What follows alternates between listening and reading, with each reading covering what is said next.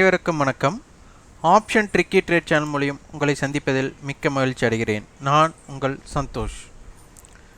இந்த வீடியோவில் சென்ற வாரம் பேங்க் நிஃப்டி எப்படி இருந்தது, அடுத்த வாரம் எந்த லெவலுக்குள்ளே இருக்க வாய்ப்பு அப்படிங்கிறத பார்க்க போகிறோம்.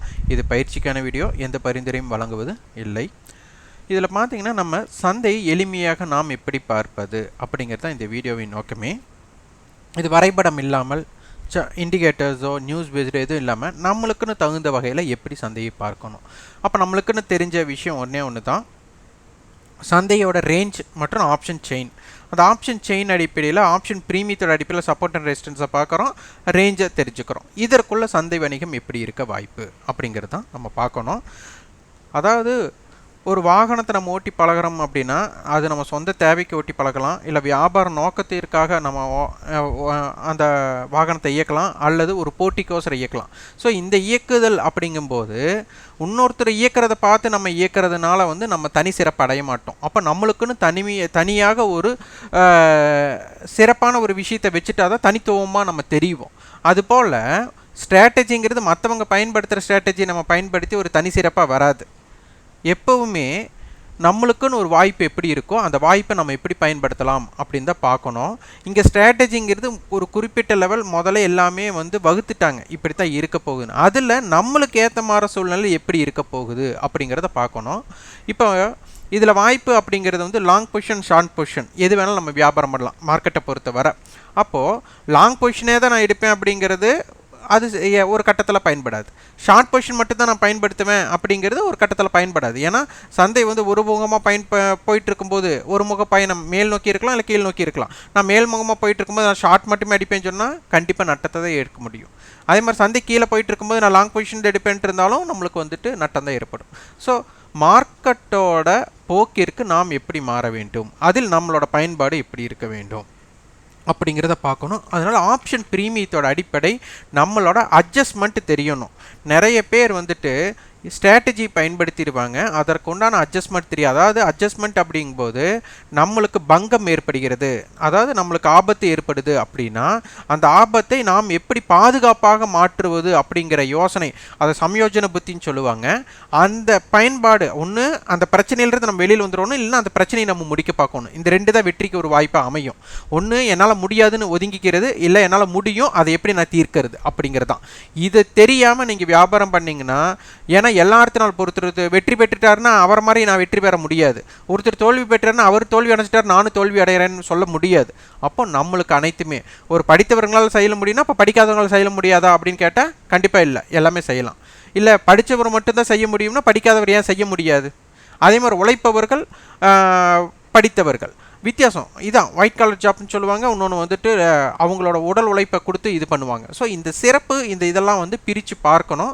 இது ரொம்ப பேசுகிற மாதிரி தெரியும், ஆனால் இதனுடைய உள்கருத்தை நீங்கள் வாங்கிட்டீங்கன்னா சிறப்பாக இருக்கும். அதில் இன்றைக்கி கொஞ்சம் எப்படியெல்லாம் நம்ம மாற்றி யோசிக்கலாம் அப்படிங்கிறத பற்றி நம்ம இந்த வீடியோவில் பார்க்க போகிறோம். நம்மளுக்கு தெரிஞ்ச ஒன்று தான், வாரத்துக்கு கண்டிப்பாக பேங்க் நிஃப்டி 1000 முதல் 1500 புள்ளிகள் ரேஞ்ச் வேணும், அவ்வளோதான். அப்போ 1000 to 1500 பாயிண்ட்னா ஏதோ ஒரு மூமெண்ட் நடந்தவணும். தினசரி மூமெண்ட்டில் கண்டிப்பாக நம்மளுக்கு 400 புள்ளிகள்லேருந்து 600 புள்ளிகள் ரேஞ்ச் இருக்கத்தான் செய்யும்.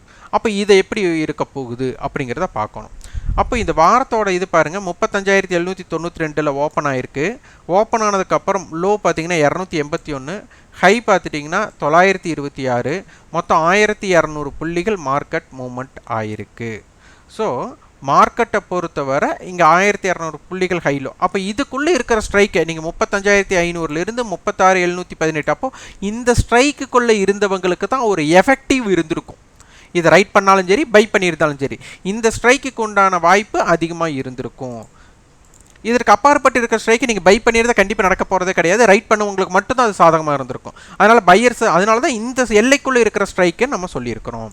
இப்போ ஸ்பாட்டுக்கும் ஃபியூச்சருக்கும் உள்ள வித்தியாசம் பார்த்தீங்கன்னா 36,088 ஸ்பாட், ஃபியூச்சர் 36,082. பார்ப்பதற்கு இது டிஸ்கவுண்ட்டு போல் தோணலாம், ஆனால் டிஸ்கவுண்ட் கிடையாது. ஏன்னா கடைசி இறுதி வேலையில் சந்தையோட மூவ்மெண்ட் அதிகமாக இருந்திருக்கு. அதனால் லாஸ்ட் ட்ரேடிங் ப்ரைஸ் இன்னும் க்ளோசிங் ப்ரைஸ் அப்டேட் ஆகிருக்காது. அதனால் உங்களுக்கு டிஸ்கவுண்டோட தெரியல, ஆனால் டிஸ்கவுண்ட் இருக்காது. இதில் 36,500 கால் 500 புட்டு தான் பேர்கேஜிங் கொடுத்துருக்காங்க. அடுத்து 36,000 புட் 37,000 கால் கொடுத்துருக்குறாங்க. ஸோ இதனுடைய அடிப்படை பார்க்கும்போது மார்க்கெட் வந்துட்டு 800 புள்ளிகள் இதுக்கு முன்னாடி நம்மளுக்கு இருந்திருக்கு. 800ங்கிறத விட 850னே வச்சுக்கலாம். அப்போ 35,650 இருந்து உங்களுக்கு 37,350 இதுதான் வந்து க்ளோசிங் ப்ரைஸோட ப்ரைஸ் பேண்டில் ரேஞ்சாக இருந்திருக்கு. ஆனால் இப்போ வந்துட்டு அதே தான் கொடுத்துருக்குறாங்க. இப்போ வந்து அதே மாதிரி பார்க்க போனால் கிட்டத்தட்ட இது 800 புள்ளி தான் இருந்திருக்கு. அப்போ என்ன அர்த்தம்? 35 அப்போ 35,700 இருந்து நம்மளுக்கு 37,300 அந்த ரேஞ்ச் நம்மளுக்கு இருந்திருக்கு. அப்போ பெரிய இம்பேக்டட் ஜோன் நம்மளுக்கு இங்கே கிரியேட் ஆன மாதிரியே நம்மளுக்கு தெரியல. அப்போ இந்த ரேஞ்சுக்குள்ளே தான் இருக்க போகுது அப்படிங்கிறத நம்ம தெரிஞ்சுட்டு இதுக்குள்ளே தான். அப்போ 1000 பாயிண்ட், அப்போ நம்மளுக்கு மார்க்கெட்டை பொறுத்தவரை 1000 பாயிண்ட்டுக்குள்ள ஒரு ஸ்ட்ராட்டஜியை நம்ம கிரியேட் பண்ணணும். அப்போது இதில் பாருங்கள், மிகைப்படுத்தின மதிப்பு கால் சைடு கம்மியாகவும் புட் சைடு அதிகமாகவும் இருக்குது. மிகைப்படுத்தின மதிப்பு இருக்குது. அப்போ இதனோட டைம் வேல்யூ எப்படி இருக்குன்னு பார்க்கலாம். இப்போது நீங்கள் வந்து ஸ்டார்டல் பண்ண போகிறீங்க அப்படின்னா 36,100 மார்க்கெட் இருக்குது. அப்போது 36,100 இருக்கும்போது 36,100 கால் அண்டு புட்டோட ப்ரீமியத்தை நம்ம பார்க்கணும்.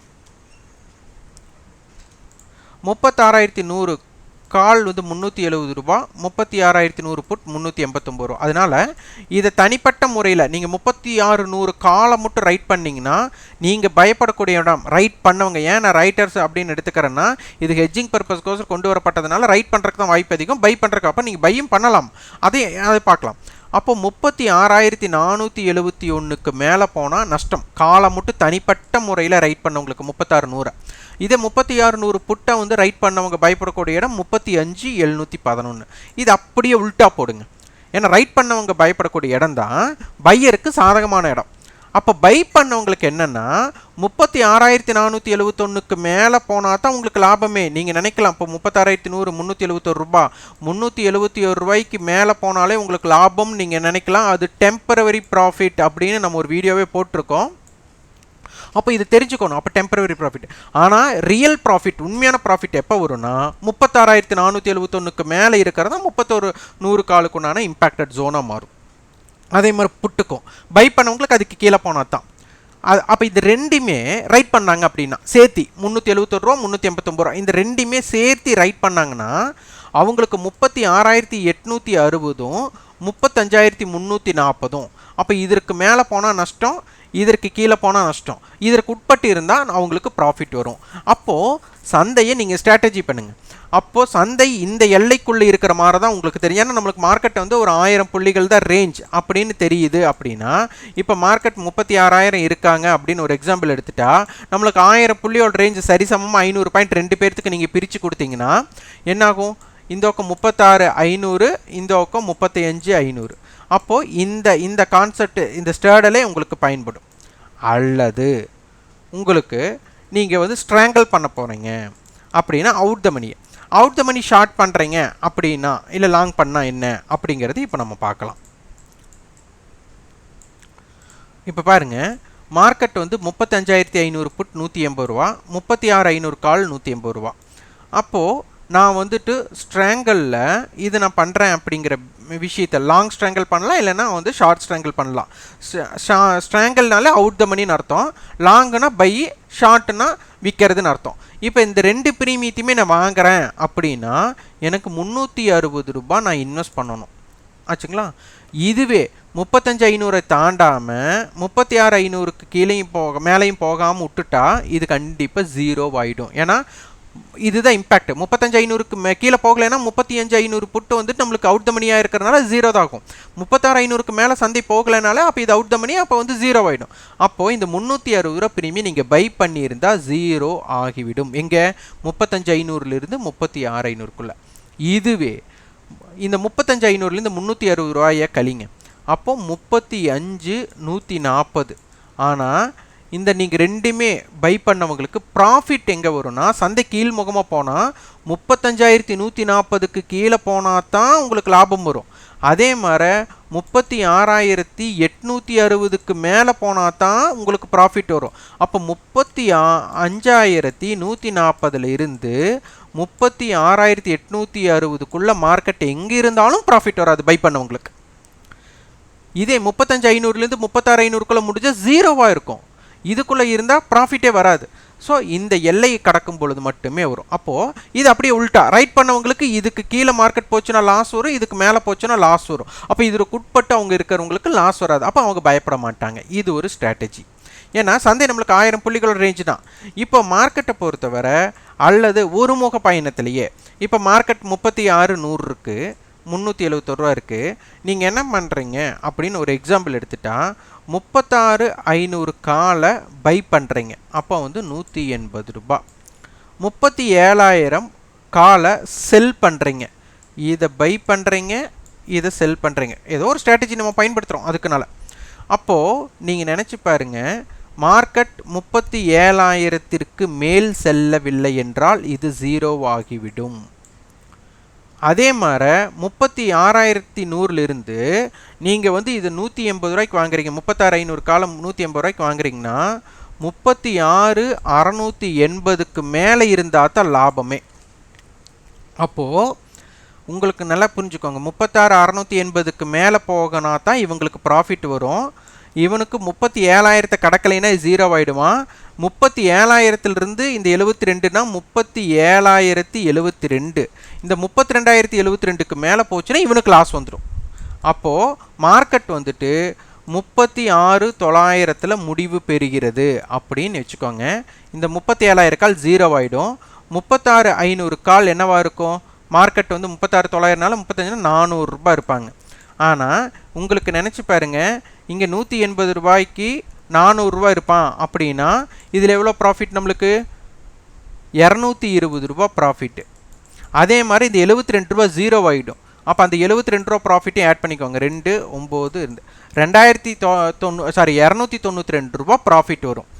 இதுவே மார்க்கெட் 36,900 இல்லாமல் உங்களுக்கு 37,500ல் முடிவு பெறுகிறது அப்படின்னா 36,500 கால் எவ்வளோ இருக்கும்?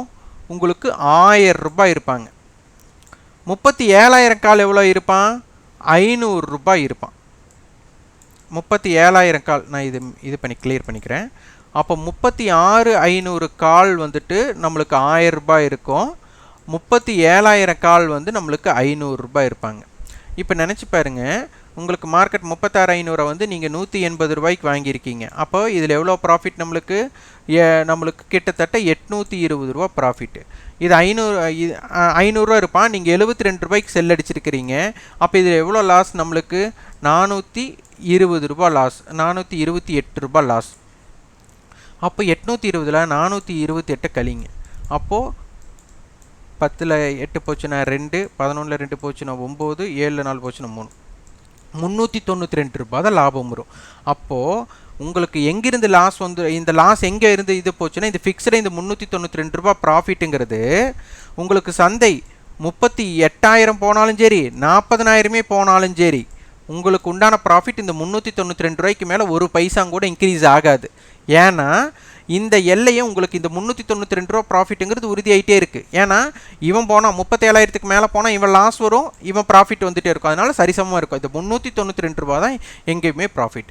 இதுவே மார்க்கெட் வந்துட்டு 36,400ல் முடிஞ்சிருச்சு. 36,400ல் முடிஞ்சால் இங்கே நினச்சி பாருங்கள், 36,500 கால் என்னவாக இருக்கும்? ஜீரோவாக மாறிவிடும். 36,500 கால்.